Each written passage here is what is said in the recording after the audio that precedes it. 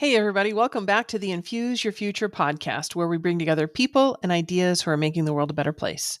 I'm your host, Carla Pursnani. I'm excited to introduce today's guest, Cindy Mich. She's an award-winning journalist and TV host, among many other accomplishments. She has an upcoming art festival and is writing a screenplay, and she's here to tell us all about it. Hi, Cindy. Hi, Carla. Thank you so much for having me today. Yeah, thanks for being here. Tell us a little bit about yourself and what you're doing. So, usually when someone asks that question, I'm like, just give me like 60 seconds because the rundown has gotten really big. I am technically a award-winning journalist, which means everything I do involves writing. I own and operate a magazine of my own. I have been on radio for the last 11 years.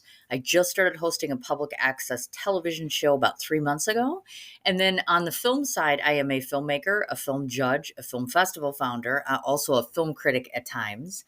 And then when I can breathe, I also contribute to places like StatenIslander.org, Medium, and Authority magazine.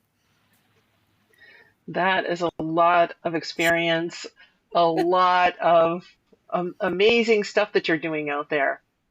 It's overwhelming. Yeah. So what is your favorite? You said you were a journalist. Mm-hmm. What is your favorite thing to write about? What kinds of things do you write about? What do you cover? I think it's going to probably sound very cliche to anybody that hears this, but it's 100% meant. Typically, I write about anyone or anything that proves to be either inspiring, motivating, or entertaining or educational for me. So it all starts with me. So if you come to me with a topic and I find it fascinating or an event, boom, automatic coverage. Most would tell you that my forte runs in arts and entertainment. So for the last 10 years, it's been like film and television and artisans of all different types. However, I've gotten into television with the idea of doing more investigative journalism things. I like to cover people and places that matter. Like in particular, I just did a series talking to loved ones of individuals who are incarcerated. I also just interviewed a Holocaust survivor, things like that. So starting to do and make more of a difference on the journalistic side of things. Yeah, those are very deep topics. Yeah. Now, where do you produce those? So typically Or where can people watch them? Oh, sure. So on the television side of things, I'm in 12 states right now. So my radio show and my television show are both Cin's Chat Corner. So if you Google it, you'll automatically come up with various places to listen to me on the radio, as well as to watch the various TV shows. Because I wish I could tell you I memorized every state I'm in. So at least Wisconsin, New York, California, Minnesota, Vermont, Massachusetts, New Mexico, and there's a couple more. So that you can find on that side of the fence. Elegant Expressions Magazine is my magazine. Right now it's only in hardcover copy. So when you Google it, you'll find it. And then there's a link to be able to order it. I'm working on the digital copy because I'm not very tech savvy. So we haven't got that far yet as far as that goes. And the film festival, of course, is based not only in the virtual world, but in New York City every year. Yeah. Tell us a little bit more about the film festival. Isn't that coming up? Yeah, in fact, it's happening September. Its first day starts September 10th, which is right around the corner. So I started the film festival 7 years ago because I used to cover and still do cover film festivals as media. When you go there, you see all sorts of spectacular things. However, what I was noticing is people get caught up taking pictures at the step and repeat. Celebrity shows up and they're just monopolized by that, or everybody is busy chit-chattering. Nobody really pays as much attention to the art as they should. And the cinema really is and should be showcased. So I decided to create Art is Alive to keep art is alive, to keep the films alive. So we focus on keeping film alive in various ways. Not only is it the screening, but all of the participants have been talking well before the festival's coming. So they've become friends. They're collaborating with one another. We have interviews and reviews going on right now so people get seen. Last year, I distributed 5 films out of the festival too. So then they'll actually physically be seen on screen. So I'd like to say, or I should quote, one filmmaker said to me, she's one of the nicest film festival founders and she gives us the ability to be seen. And that's basically why I do this every year. So I dedicate 6 months out of the year to making sure that filmmakers get seen, all so that when we get to this 5-day crunch here where the festival itself happens, they know that they're going to be seen and appreciated by people. That's amazing that you do that. Thank you. So how do people participate in the film festival? I'm assuming you need a nice audience. Do people get tickets? Do they watch online? Do they watch on TV? So this year, I'm doing a hybrid version, which means that anybody can watch online. So you can be in any country. We're streaming all the movies through Vimeo, so that's a higher quality. So you get to watch the Vimeo film, then it kicks automatically over to the Q&A session on Zoom. So basically, you're watching live what's happening there in New York City, whether it's the copy of the film or else the Q&A panel. Same thing holds true for the workshops because we have two different workshops this year. One is on film PR, and one is also with an entertainment lawyer to talk about distribution contracts. So you can see that. You can tune in and see the award ceremony on the very last night. We have a presentation by Brick Television, BRIC, which is in New York City. So everything, including we have the film that Ben Lesser, the Holocaust survivor, was in. So we're actually having a Q&A panel with him. We're also showing there's a new film, 6-minute film called Ukraine's in Exile, which Liev Schreiber has his charity attached to. So we're going to go ahead and do a screening on that as well. So people can go online, watch it all. If you're in New York City, you go to my website, of course, the Art is Alive Film Festival website, and you can get tickets either for features or blocks, which are simply $7. For a day pass, it's $15. For youth, any youth can attend anything for $10 for an entire day. Otherwise, an all access pass is $75. Hmm. And how many days is the film festival? It is 5 days. So this year it was kind of, I had some family obligations and everything had to get moved. So we moved it to September. And when I picked the dates, I didn't realize September 11th fell during that. So we're starting on the 10th and then we're observing 9/11. And then we go back on the 12th and run through the 15th. So 10 and then 12 through 15 of September. Tell us about the films that are going to be showcased at the film festival.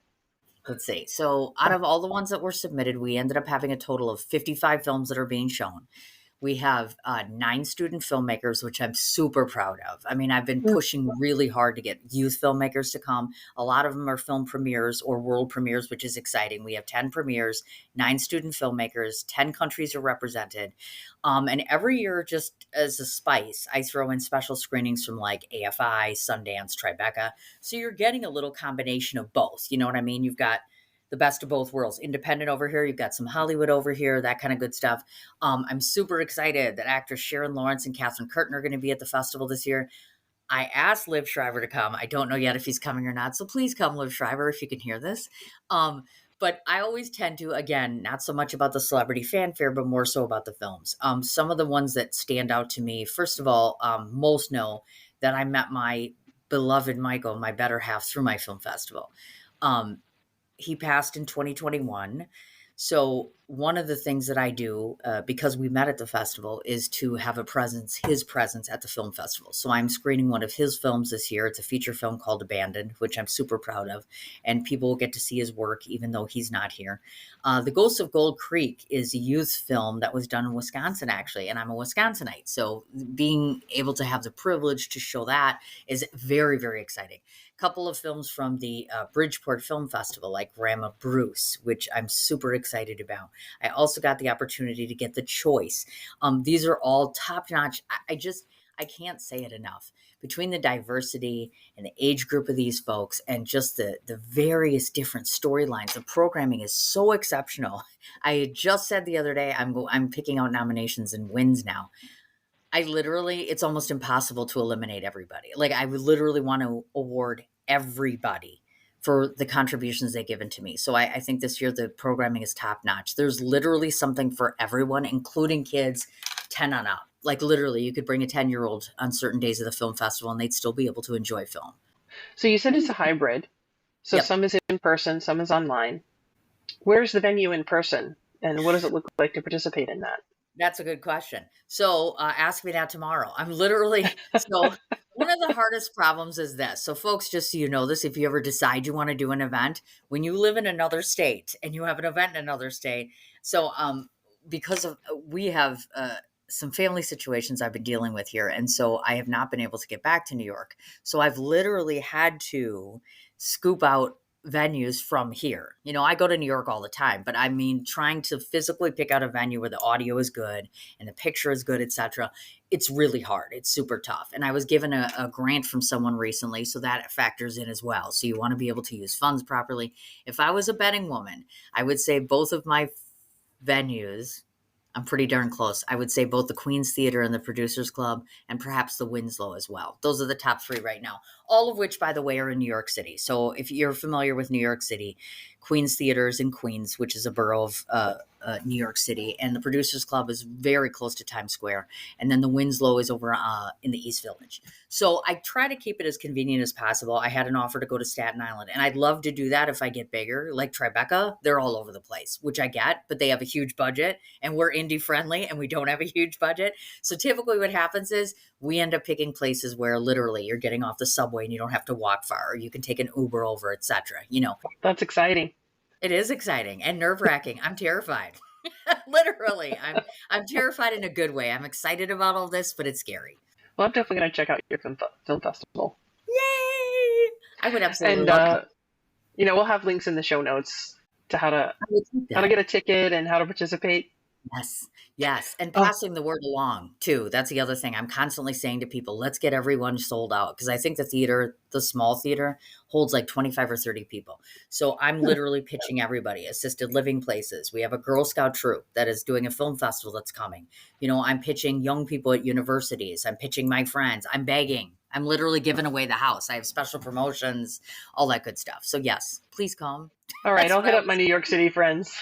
I lived in New York City for 3 years and, lived in New York for probably 20 years, New York Oh, State. okay. It's a Yeah, cool place 77th too. and Broadway. Yes. I love, and what's nice is when you talk to people who have been to New York City before, they understand how New York is. You don't have to explain a lot of things, because I think people have an illusion of New York City until they get there, and then they start seeing things. And I'm like, it's not as bad as you think it is. Sometimes it gets a bad rap. And I'm like, we're full of arts and culture. Oh my gosh, it was the 3 best years of my life living in Manhattan. It's See, fantastic. that's what I'm So much saying. art, so much culture everywhere. Now, you said you have a new TV show out. Tell us I about do. that. So, Sin's Chat Corner was the name of my radio show years ago that I created, which I still do. I haven't gone back yet, but I still continue to be on radio. And I like the name so much because CIN is my nickname. Sin is my nickname. So I thought, all right, what better way? The 3 C's, Sin's Chat Corner. So a long time ago, I had spoken to my better half, Michael, and Michael was a professional actor. And so he was very comfortable with the camera. And I used to say all the time, I'm like, this is why I do radio and I run a magazine, because this makes me very nervous, this on camera experience. And so he kept convincing me that, yes, I indeed was capable, and that my work was good enough and people would want to see it. So eventually I started talking to regular networks, and I have found, for those of you that don't know, it is a little more difficult to get on a regular mainstream media network. Meaning, if you want to do a real story, it's super tough to get a network to give you a 30-minute show. And I believe that most shows, like, you can't cover a Holocaust survivor in 5 minutes. So you need time. So how do you get that? So I just randomly sat down, pitched every single public access network on all 50 states. And I was like, somebody's going to say yes, right? Well, I didn't realize that 12 states would say yes. So now I'm kind of on a roll. I'm like, I'm totally going for the load of 50 states if I have my way. So typically when I do shows, half of it, either I do a straight show where it's all investigative journalism, or we do a half and half, which is half is arts and entertainment and the other half is a relevant kind of story. And so my game plan is, after the film festival, I'm going to start doing weekly episodes. So every single week, everybody will be able to see it in those 12 states. I'm building a website where people can watch it off of there. And then, of course, obviously, if you're on social media and you follow me, you'll be able to watch it there directly. So the hope is to get the word across all over the place and do some really good stories and get people seen. Wow. Now, how many episodes have you shot so far? 5, I believe it is. Yeah. So we Hmm. had the survivor. We had the individuals with the loved ones who were incarcerated. I interviewed the gentleman from New York City who gives the rat tours. They call him the Rat Daddy. That was a I really have good show. never heard of that.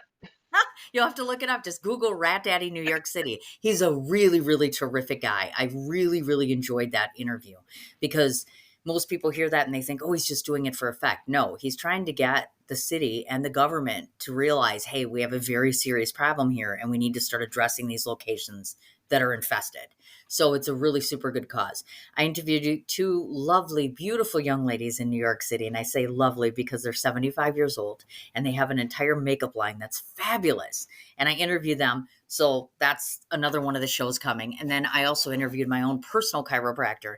And I say that that's relevant because if you follow me, you know that my significant other, I believe, had been misdiagnosed. And so for a very long time, I've had a problem with trusting doctors and the health community as a whole. So for me to vouch for him and give him airtime and do that was a big step for me. So yeah, I think so far I'm hearing that the reviews are in and it sounds pretty good and it looks pretty good, but I don't tend to watch myself, so I have to take everybody's word for it. And how do you find the people you interview? So I've been doing this a while. So typically, what happens is I go to Facebook and I'll say, "Hey, listen, I have this great idea. Like right now, if you folks are watching in and you have an idea, you can let me know." One of the next stories I want to do is to speak to a financial planner. Not because I'm ignorant necessarily or anyone is, but when someone mentions financial planning to you, it's like, huh? Like, what am I supposed to do? I'm 55. I suppose I should be thinking about it, but I have no idea where to go with that. So I'll typically throw out a feeler on social media. I work with a lot of publicists. So typically I don't really have to see guests out there, more like, hey, I just had somebody pitch me to interview someone from Below Deck, the reality TV show. A lot of times pitches will come from them. I am also looking to find somebody who works in the insurance realm because there's so many different forms of insurance. Help us understand what all these insurances are. Why do we need them? Do we need them? It's that sort of thing. So I'm big on education right now. So usually I'll just throw it out to the community. Sometimes I'll just throw it out in various different social media groups, and then they all come flocking. It's that simple, apparently. For the financial planners, I don't know if you've ever heard of Dow Janes. I'll send you the info on it, but it's these two women who have created this whole platform where they're teaching anybody, but particularly women, about finances, about money, about how to budget, about how to invest, how to save. It's a really great program. It's a one Oh, year program, and I'll send you their info. I love that. That's terrific. Thank you. I do. I love being able to just go to somebody and say to them, hey, listen, do you have somebody for me? And most importantly, I have to stress this. I'm really big on bringing somebody on to talk to them where most people would be like, I had no idea that resource existed or that person existed. That's the whole point, in my opinion, of having a spotlight, is to show other people, hey, do you know who this person is? Because my feeling is the big names, the franchises, and the Hollywood people really don't need me. I'm sure they've got enough coverage already. Right. So, what stories are you most passionate about telling? Let's see. Uh, I would have to say anything that advocate, well, first and foremost, patient advocacy. When my partner was going through his cancer treatment, I feel like, and I know this because he would say this to me, you're my voice, you're my advocate, you're my person. So it's super important to me that I'm pushing along the idea and belief to people that yes, you have a voice and you have a reason to raise your voice and be heard on the behalf of your loved ones. That's a huge thing for me.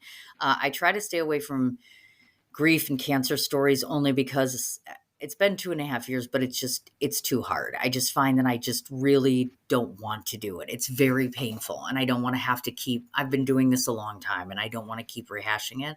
So that's tough for me. I think stories that circulate around youth, millennials in particular, I think a lot of times our youth is very discouraged from an artistic standpoint. They don't have a lot of us running around and saying, I want to know what you're doing. I want to see what you have. I want to promote you. I want to do this. That's a very big thing for me. I think anything that's artistic in nature, like tattoo art. I mean, I've interviewed plenty of people that do tattoo art. You wouldn't think I would, but I'm like, heck yes, I would. People who ride motorcycles. There's an art to that. There's a brotherhood to that. I'm like super huge on that sort of thing. I'm vintage and old school. Anything old school. I'm totally on the vintage ball game. Drive-in movie theater owners. That's a big thing for me too. So I'm kind of all over the place, I have to say. I guess the better question might have been, what won't I cover? Because I'm just like, I'm at the point where I'm just give me anything to cover. If it's interesting or fascinating, and especially if nobody else has been covering it, that's the kind of thing Cindy will cover. Now, I know you mentioned that you're getting ready to do a screenplay. Do you feel like talking Yeah. about that? So, I typically try to stay away from screenplays. And I say this because when I was with my better half, he was an actor. So I did a couple of films. I created them specifically for him and acted in them with him. But I'm a terrible filmmaker. I'm awful. I'm like, I have lots of great talents. Me being on a set, doing all that. No. So I'm better at the screenplay aspect. So when I had interviewed Ben, which is the Holocaust survivor, I got to know his family and start talking to them. And I had said when I was in Vegas visiting, you should do a movie of this. Not just because he's a Holocaust survivor, but everything that he's endured and what he's become despite the anti Semitism and everything. look where he is right now. He's an incredibly successful man with a beautiful family. He lived to tell the tale, and he is so humble. He's just a living miracle. And I said to his family, you need to do this. And so, of course, they knew I was a writer. So we sat down and had a discussion about this. So I said, yes, I would tackle the responsibility of taking his book, because he has a memoir, and turning it into a workable screenplay, because 375 pages of dialogue isn't easy to dissect. You have to be very careful. And it's hard to cut anything because it's all true and factual, and it's part of his history. So I'm taking this with very kid gloves. I'm trying to be very sensitive to the subject matter. So I'm nervous. I'm incredibly nervous. I'm afraid of, I like him very much and I don't want to disappoint him. And I want to tell his life story in such a way where it does justice to him, to the millions that passed away that didn't make it, to his sister and his wife that have passed on. So it matters. So I'm very proud and pleased and honored, frankly, that they would even think to allow me to do something like this. And I do have a little bit of help on this. I'm working with another writer or two. So it's not just a one person effort, because this is massive. I mean, it's just not something you can do alone. So yeah, that's a screenplay. I wish I could tell you when it will be done. In a perfect world, the family would love to have it by Hanukkah. And I'm like, I think we're stretching. I feel like that might be a hard no, but I'm working on it. Well, you have to let me know when you get it done so Yeah, we can talk about it and tell people yeah, about it. I definitely would like that. I mean, I feel like almost guilty in a way about talking about those sorts of things, because I'm always saying Ben's the spotlight here. Ben is the spotlight. Him being the survivor is really the person. I'm just a small person in the background that's trying to help. And that really is how I look at this. I think the story speaks for itself. It's beautifully written. It's hard to change it. But obviously, you have to, screenplays are not books. So things have to be interpreted a little differently. So, yeah, I can certainly keep you posted on that. I myself also, this is news breaking, by the way. I haven't told anyone this Whoa. on an interview yet, I should say. So the other day I had thought long and hard about this. I've been thinking about this concept for a long time. And so I am doing another film. I'm me, as in I'm not directing it. To those that know me and follow me, you already know, of course, about the story of Michael and myself. And one of the things that has bugged me for a long time is most of us who have had to bury loved ones and who are very instrumental in their care, we have survivor's guilt and we feel very responsible. And for a very long time, it's been very difficult to forgive myself and move on. And I've waited for him to tell me it's okay. And I'm still waiting. But I thought to myself, maybe it would help to do a short film, which I am putting together a concept now where you see our life story unfold in a very, very beautiful way. And at the very end, for a split second, I'm giving myself the one thing that I've needed all these years, which is my significant other used to say that I was his hero all the time. And heroes typically save people instead of burying people. So for just a moment in this film, you see us as we are, and you see me in some way able to save him. And in that moment, he saves me as well, and I'm able to forgive myself. So I'm hoping that through the process of making this film, I'll be able to not necessarily have closure, but just be able to look at myself in the mirror and say, okay, enough is enough. No more guilt about this. This is the way it is. And not only that, you know, having our story on a screen together, I think he'd be okay with that. Not if it was about him alone, absolutely not. If it was a book about him, absolutely not. He's already said no when he was alive. So I feel like I'm doing something that he would respect and admire, something beautiful that I think will help other people who are grieving, that will let them know it's okay. It's okay for you to let go of all that guilt and frustration and sadness. Wow. So many great things you're working on. Well, truth be told, typically you build up a career like this because the alternative is to stay where you are. And sadly, Mhm. grief is not a place you're meant to be forever. So it kind of is a good preoccupation. And not to mention the fact it allows me, like my job affords me the ability to sometimes take my kids with me somewhere, to attend some amazing events, to do all sorts of things to help people. So, it's kind of self-serving from the regard of I'm just a nice person to begin with, so they say. So I'm like, I'm able to incorporate work into this, get paid for it, which is exciting. And it took a long time for that. Well, I'm sure getting paid on the creative side can be super challenging. And that could be a whole nother show right there. Like, how do you get paid to be creative, right? Oh, yeah. So I'm blessed at this point in time that I'm actually making money, doing something that I love, being able to travel, meet interesting people. Hopefully, I really hope that he's proud of me. That's one of those things that matters to me greatly, that whatever I do, he can somehow see this and that he'd be like, this is awesome, Mish. I'm sure he is proud of you. Well, thank you. So at the end of each episode, I love to give people a call to action. Mm-hmm. I also love the arts. If you're watching this video, you can see artwork in the back from my kids from when they were little, especially speaking to young people who want to get into the arts. Mm-hmm. Do you have a call to action for them? I would say the biggest thing that I can tell you is you are your own worst enemy. I can remember being very young and thinking to myself, I just don't know that I'm going to be good at anything, and being very discouraged and not filled with a lot of confidence or really encouragement at home. And so, what I usually try to tell youth is a threefold approach. First of all, you have to believe with all you have, even if your brain tells you otherwise, that you're capable of being creative and being good at it. That's number one, getting past yourself or anybody else that might be discouraging, because you're going to hear no a lot and you can't give in to no. It always has to be, I have a goal, I'm sticking to that goal, and I believe in that goal. Number two, even when you are young, it's important to start meeting people and building relationships. I can't say that enough. Every person you meet for a reason. And I didn't realize that right away, but you do. Sometimes just another adult that you sit and talk to or confide in or ask for advice about. That could be the next person to support you or come to a show or do something to help you. That's number two. Number three, most importantly, never, ever, ever take it on an occupation for the sole purpose of getting wealthy. I know people don't like to hear that. Like, what do you mean you don't want to get wealthy? Let me tell you right now, I'm not Stephen King. I'm never going to be Stephen King. And I'm good with that. I'm never going to be rich either. And I'm good with that. But I know that every time that I do my profession, anything that involves my profession, I have that tickle in my tummy and I get excited. And that's passion.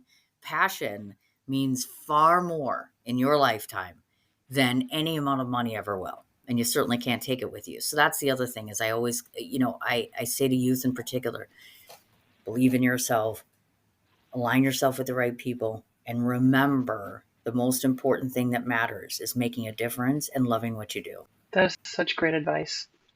I try. Once again, what's your website?